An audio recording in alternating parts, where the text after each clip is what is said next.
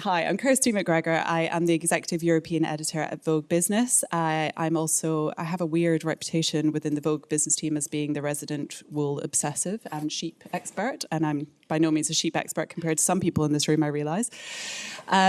We are here today to talk about the consumer, the conscious consumer. I think this will lead on very nicely from the panel that was in here earlier, because we were hearing from the kind of manufacturing supply side some of the challenges around selling in the British wool story. And we definitely need everybody, all stakeholders, to come together and help with this. And I think there's a really big education piece clearly that needs to happen with the consumer. I have a fantastic panel. They are all amazing personalities. My main job today, I think, is going to be keeping us to time.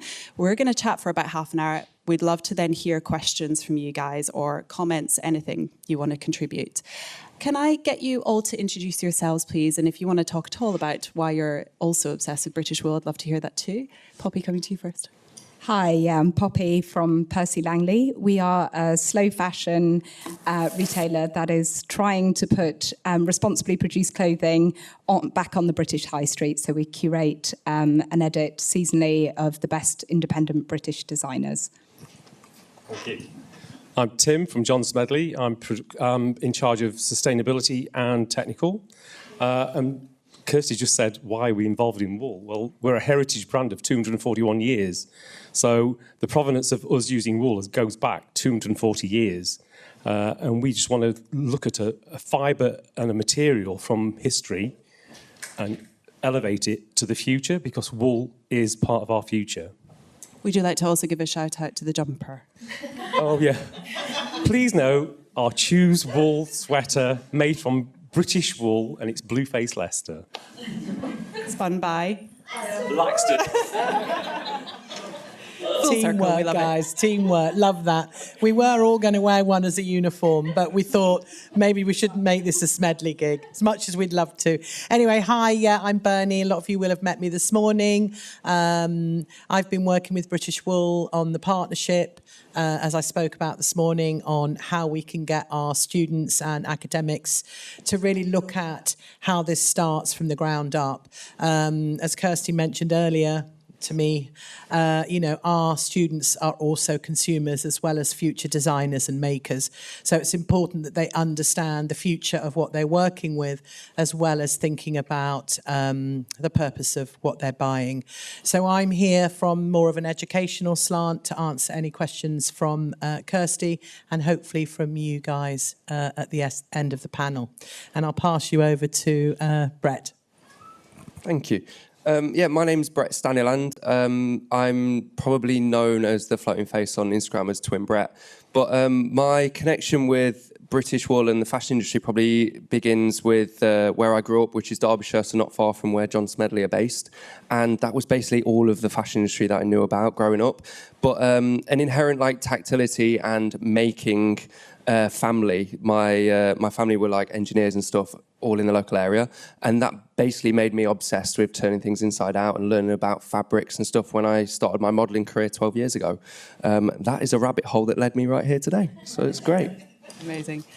Right, we're going to dive straight in. What I'm really interested to know is, we're talking about the conscious consumer. Are we there yet?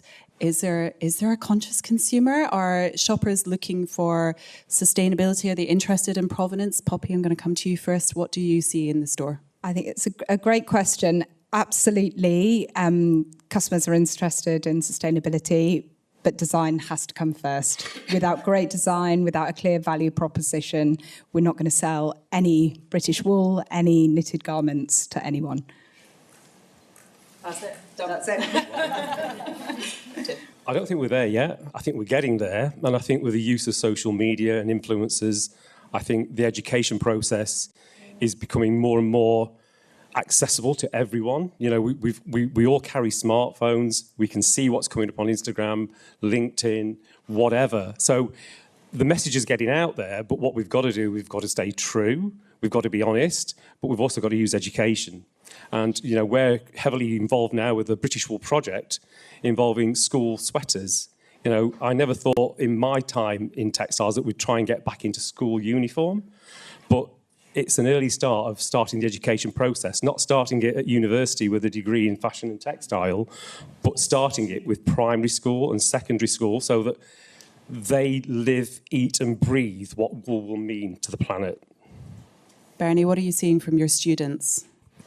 Well, interesting, actually. We do work, although we're working with undergraduates and postgraduates in BA and MA, we also, a lot of our projects are aligned with schools and education for younger students, which I think is really important. Obviously, a lot of them in year 12 and 13 are thinking about progressing on to university anyway. But I think the more we can, as a university and a university of social impact and social purpose, work with younger people, I think it's terribly important. It's been something I've been involved with personally for many years. Before I did this role, I worked in widening participation. So a lot of that was working with schools and education lower down in secondary schools. And I think we've got younger influencers now that are, as I said, talking about it in social media. But again, going back to our undergraduates and postgraduates, I still walk around studios and see, and I always have these conversations with students about what's the fabric you're using, where did you get it from? And a lot more students now, I don't know whether Ross is in the room, but we have a really good, hey Ross, yeah. We also have a really good recycling system that Ross sent up. So a lot more students are looking at repurposing their fabrics and really thinking about end of life and next life with their fabrics. But I think going back to use of British wool and understanding the story behind it, more students are really thinking about this and really looking about where their materials come from.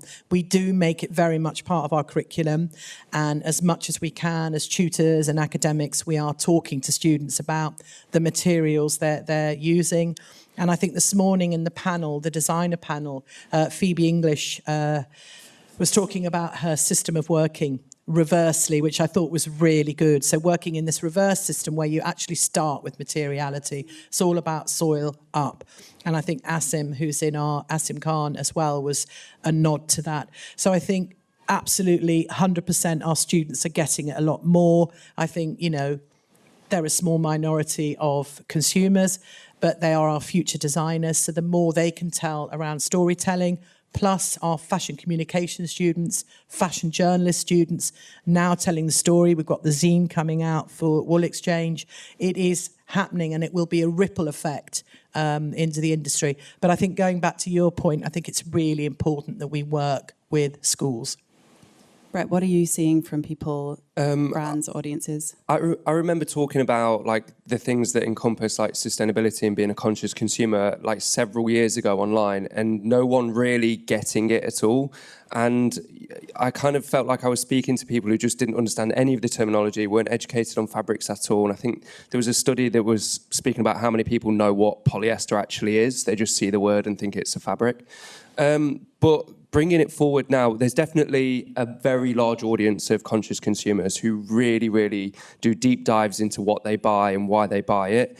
Equally, it's interesting for me operating online because I get that chance occasionally not just to get abused by strangers, but also to talk to people really far out of our echo chamber who are completely novices with low education on the things that we live and breathe. And so it's a privilege to speak to people like that, but it's very, we have to be very careful with how we approach those conversations in like an empowering way, in a caring way, in a judgment-free zone. And like bringing them along with us in a way where we're all on this journey together. Like nothing is perfect. Nothing is like going to be like the top benchmark. And there's other ways that we can subscribe to like sustainability.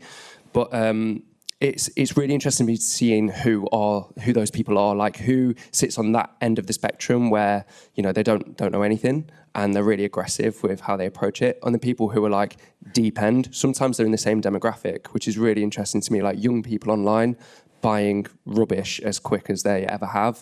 And their peers are also in the charity shops looking at supply chains, looking at where things made, looking at labels. So that dynamic's really, really interesting to me online. From the sort of the ones that are pushing back, is that mainly on the price conversation? Yeah, this is something I've experienced online for many years, and it's the pushback that ultimately, in order to be more responsible consumer, we have to have deeper pockets. And it's because the other end of the fashion system has taught them that the only way that they can subscribe is to buy something brand new and perfect, which is impossible for one, but also not the only way that we can have things. We can also keep things longer, which is probably the best thing any of us can do without buying something. But the pushback, especially when it relates to things made locally, is that we've got to pay local wages, we've got to pay local taxes, and the material itself is much more expensive.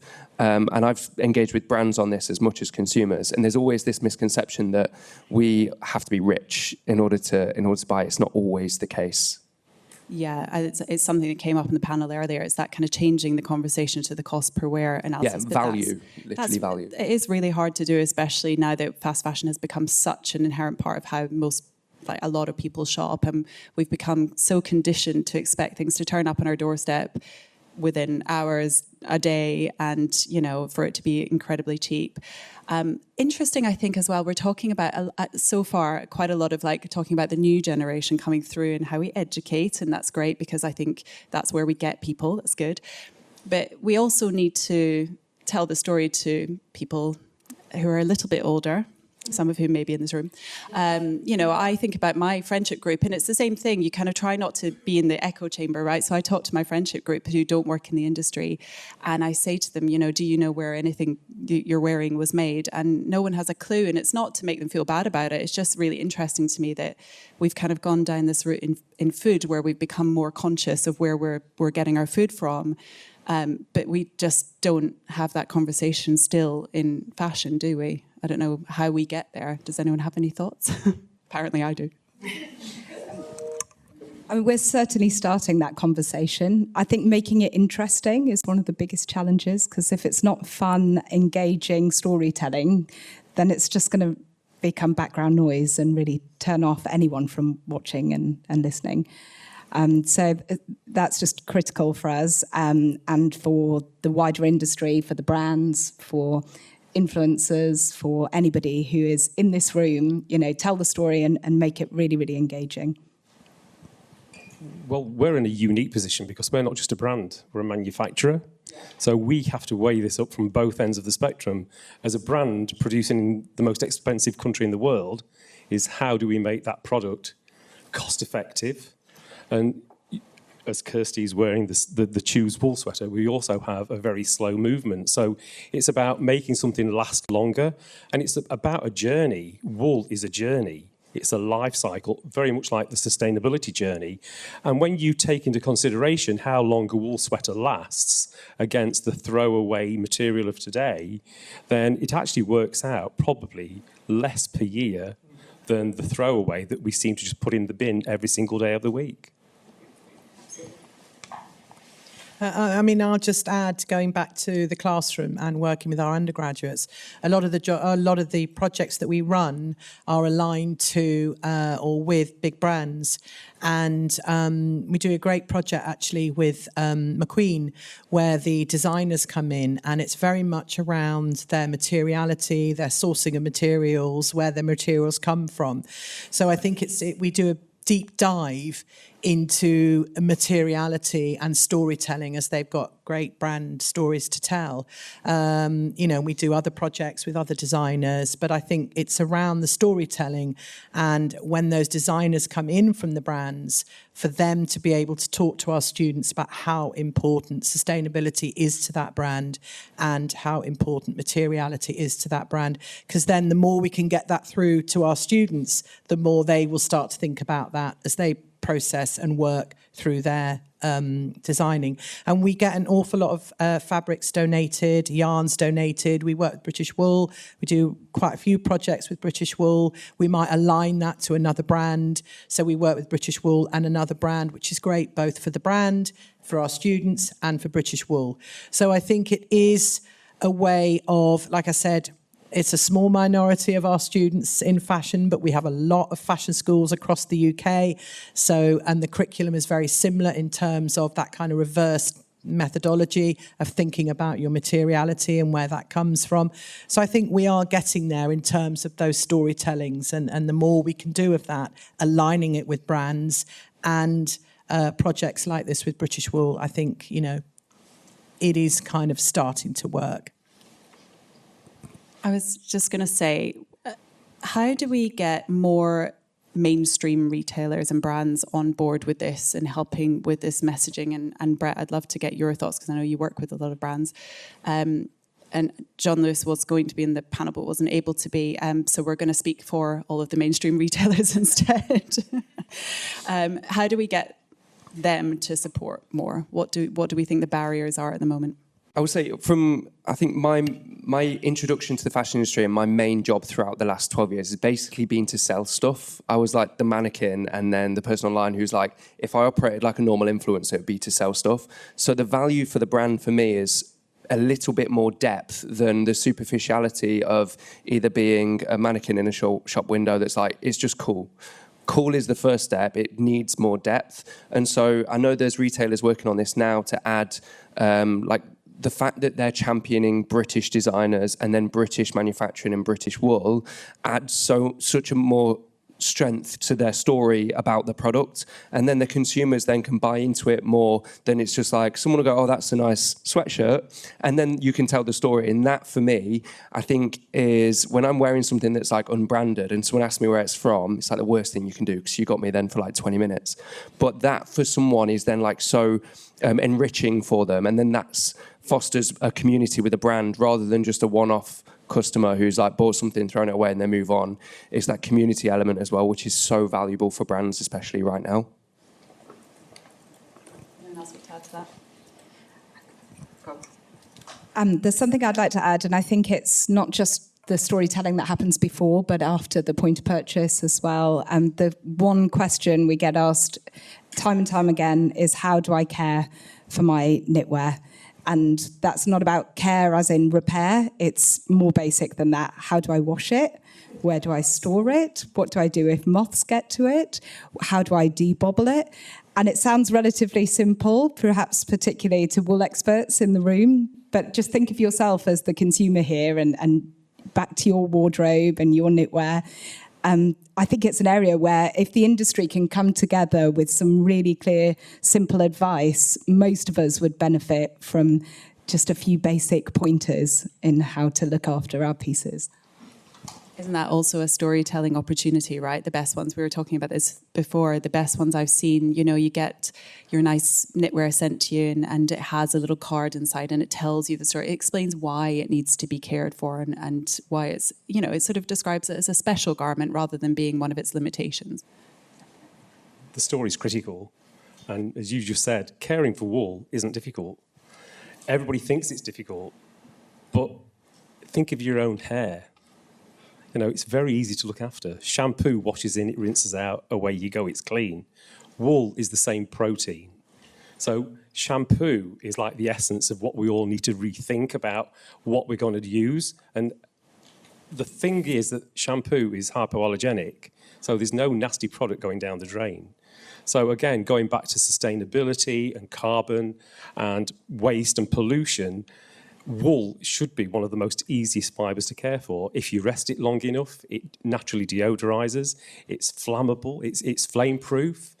It keeps you warm when it's cold. It keeps you cool when it's warm. So actually, the biodiversity of wool is crucial to the longevity of us as a human race, looking especially now how weather is changing with climate change. But wool, again, you said earlier, why do we all live, eat and breathe it? And it is something that becomes part of you. And I work quite closely with Laxton's and our own factory to ensure that we embody everything into the garment that we produce is relevant to how the wool was grown, how it was spun, was it dyed? You know, we take wools from Laxton's that aren't dyed, and that's again to reduce water, pollution and chemical. So you can take the natural wools and make the best use of it. How do you find people, consumers, respond to that sort of undyed wools with a bit more personality to them than they might be used to, that kind of very uniform colour? Again, I think it goes back to the story. We tell the story of the land, so we can show the colour in relationship to where it was grown, on what farm it was grown on, so you can show the environment around it. And I think they actually appreciate that you go out of your way to think about the colour aspect and the longevity aspect, rather than choosing a colour from a Pantone colour palette. There was quite a lot of talk earlier about certification being quite a barrier. That, you know, for many retailers, it's easier to go for certain materials because they fall into a bucket that, you know, it's RWS wool, or it's whatever, better cotton. Is that something that anyone has a view on? Is that an important way of building trust, that you need to have that certification? It feels like British wool is somewhat of an outlier in this conversation. I think we've all become sort of certification mad. There's too many certification systems, and I think it's time that the textile industry in general and the fashion industry adopted one. But I think we do need a process, and I think we need the process to ensure that we all follow the same environmental route. And I think the processes and the certificates are there as a protection for the grower, they're a protection for the land and the environment, but they're also a protection for the consumer, because, as you've said, what do we do when the jumper comes to end of life? How do you work with that? Do you pass it on to another family member if it's good enough? Can we recycle it and reconstitute it? And that all goes back to, was it produced ethically? Was it produced with the least amount of chemical interruption? And I think if we get a certification system by working with the likes of Bernie and her education front, then I think we will get a better understanding of what we need from the farm, from the land, from the spinner, from the manufacturer, through to retail and beyond. Poppy, how does that tie into how you kind of build trust with your customers, and what level of detail that are they looking for? There's been talk, for example, about using DPPs as a way of, you know, could that be a consumer-facing way of communicating the story beyond, you know, proving the traceability? Do you think that's something that your customers would care about? Is it that level of depth? I don't think it's necessarily that level of depth. I think they want to know what it's made of and to be able to decode an understanding of that, particularly if it's mixed fibres. I think they want to know where it's made, and also confidence that it's made in an ethical or responsible way.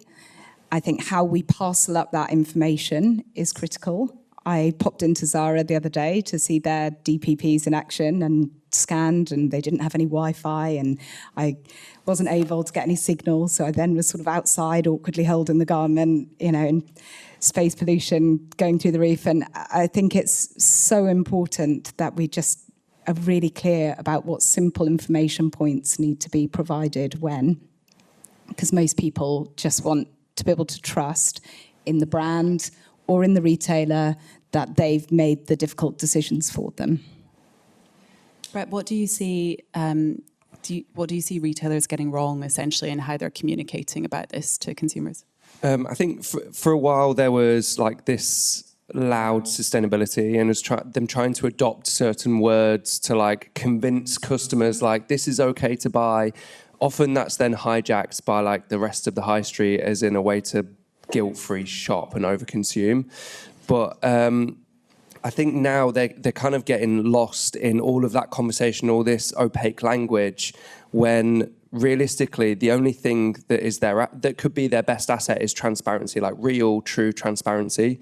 And that then becomes not just something that is demanded from customers who want to go and look for it, but also an asset in terms of marketing, because I think like they made it up until very recently, but the Made in Italy thing was so romanticized, and like everyone saw that label and think, oh my God, that's amazing, it's made in Italy. And it just already had these connotations in the back of our mind about how cool it was.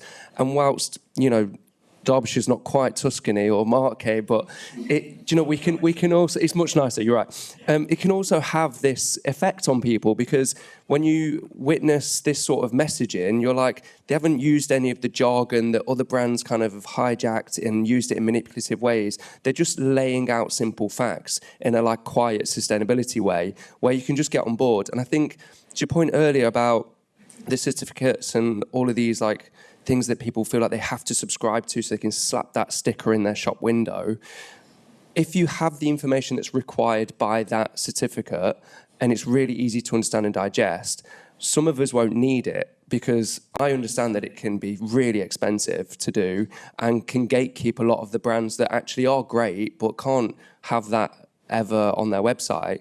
But ultimately, you'll struggle also to ever find one that's not been part of a scandal anyway, in one way or another. And if we say we care about the thing that we care about, then you can just be honest about your shortcomings too. And that's something that I think brands are kind of missing a trick. They'll go out their way to tell you all of the good things, but then there's always going to be a customer who's like, yeah, but what about this and what about that? And if you come to me and you're like, look, we're doing all this great stuff, but we're still working on this thing, I'm like, cool, I'm on board. Like, you've been honest with me about your shortcomings, sign me up, we're fine, we'll do the journey together. So I think there's a few missed opportunities, and I think a lot of the time they go just down rabbit holes of like wasted time and resources on marketing strategies that just don't work to consumers. And it, if anything, it deters them, especially when I see like the word sustainability or sustainable fashion in like big letters on something. I'm like, oh, it's bollocks.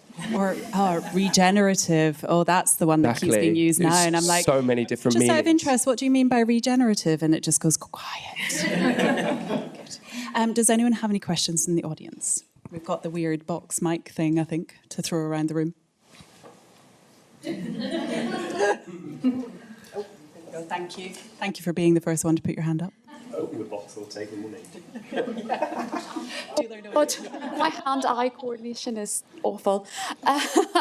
It's not really a question. It's more of a statement or an observation. I own a small knitting factory in London. I think you stock some of my clients' goods, actually. But to me, like, the end consumer just doesn't seem to have any accountability for what they buy. And if you buy something that's disposable, there's no kind of onus on you to dispose of that responsibly. And I think until there's some kind of onus on the consumer and kind of like the end of the life cycle of the garment, I don't think anything's going to change, personally. I think that's such a great point. Part of the big issue from my perspective is that we've just lost the value of and understanding of how much things are worth. Our value perception over the past sort of 20, 30 years has been continuously swayed by everywhere from the supermarket to the high street telling us buy it for 30% off, 50% off, 70% off, buy one, get one free. We do not know the cost of goods. We don't understand how much it costs to make something. We've just lost that understanding, and it's not that customers or consumers are ignorant. They've just been fed a line and they've digested it, and now that re-education needs to happen. And I think if we can first and foremost do that, then we can start to put some value back into clothes, that people will actually really genuinely value the clothes that they own. And when people see their possessions as valuable rather than consumable, then they will start to have much more consideration for what happens after they're finished using it. I would say there's some balance that I think is required. I think if you've bought something from a decent, responsible brand, there needs to be an educational touch point about how you look after it and how you get the most out of that garment for as long as possible. On the flip side of that, I think if you've bought something pretty bad, more often than not, you've been marketed to overconsume that intentionally. And therefore, I think EPR from the brand side of things should be more responsible than the consumer, because they've kind of been incited and coerced into buying it and then throwing it away and then buying the next thing they've marketed towards you. So I think it's on the brand there. And I've been to like these landfill sites like Cantamanto, and I've seen the effects of that waste stream.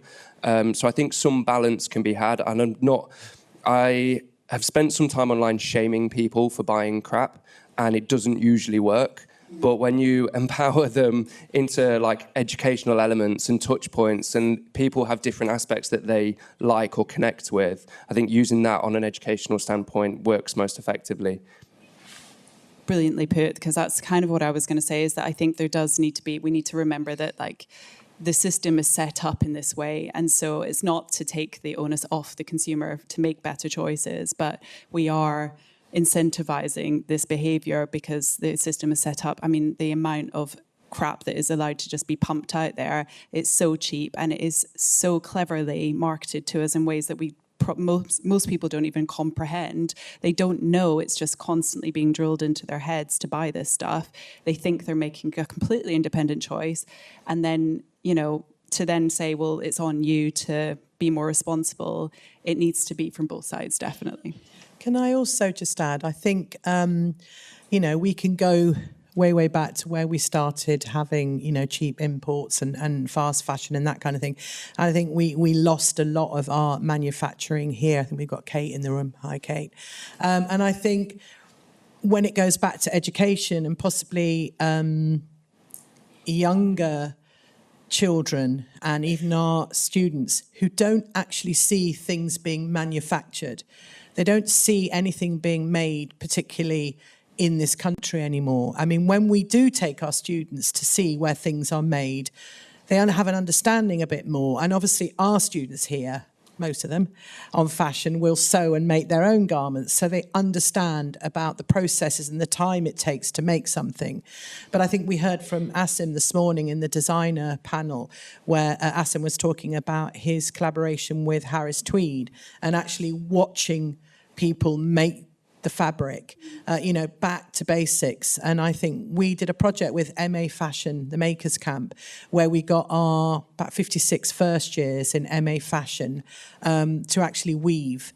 And we set up a loom for them. We actually got them to dye the yarns, indigo dye and that kind of thing. So huge, lengthy process. And each of the students took time to tie the knots. We were doing an ikat weave and to really go through the process. It didn't work brilliantly. The part that did work was the part done by the professional, and that looked beautiful. But actually it worked on the level that, and it's hanging up in MA now, that the students understood the length of time it took to make that fabric. And the amount of times I go around the studio and people lay a piece of beautiful fabric on the table and cut a hole in the bloody middle of it. And I will name and shame and hold that fabric up and put my face through it, and say, what have you done here? What's happening to the rest of it? So I think in terms of manufacturing and not having, if you can visit your factory, it's like when I went to visit the grading plant at the grading depot of British Wool. Wow. Wow. It was a game changer. And I think the more we can get that goes into the grading and how many different breeds incredible, they can do. Absolutely incredible. And the more, and British Wool do have incredible films and assets that we can show in education, both younger and here at university. But I think it is down to the fact that our younger people don't see manufacturing or things made anymore. They just go fast fashion, that's made in wherever, somewhere up in the ether, and we can buy it and get rid of it because they don't know. I've honestly never felt so inept and low-skilled and smooth-brained than when I go and do factory visits, because I just feel like a Neanderthal, like I'm a primate in that room, and I look at the things that are possible. But then we have this narrative in our heads that garment makers and fabric makers and farmers are low-skilled, and it's just completely the opposite end of the spectrum. But that's because of fast fashion. It's just the instant gratification that we can get from it. That was what was interesting. I went up to John Smedley last week, and we were.